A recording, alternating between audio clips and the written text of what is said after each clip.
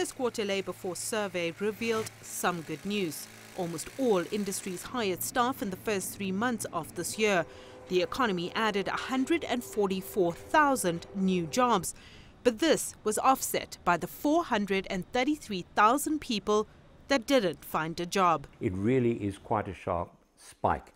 Now, do bear in mind, of course, that we're seeing figures for Q1, and very often the Q1 figures are a little bit higher, and very often people who may have been employed over the busy Christmas period, particularly in things like retail and in the leisure industry, are now out of work. Despite the dissipation of drought conditions and improved rainfall, the agricultural industry didn't create any jobs. The trade and services industry also made a zero contribution to new employment. One would have expected, with better rains and the prospects of having bumper crop and also the prospects of being able to export a lot more, would have created some turnaround in terms of employment creation in that sector.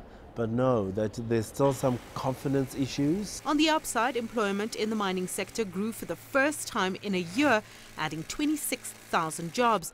The financial and business industries added 49,000 jobs, but the big rebound came in the manufacturing sector with 62,000 new jobs. There has been a fledgling recovery in that sector.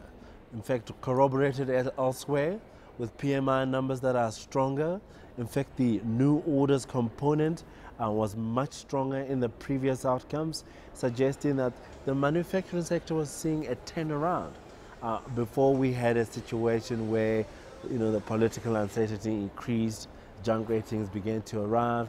It still is a rather disappointing set of numbers. Unemployment now stands at a 14-year high, with just 7.8 million people employed in South Africa. At this rate, the government is highly unlikely to reach its target of creating 24 million jobs by 2030. Sumitra Nydoo, CGTN, Johannesburg, South Africa.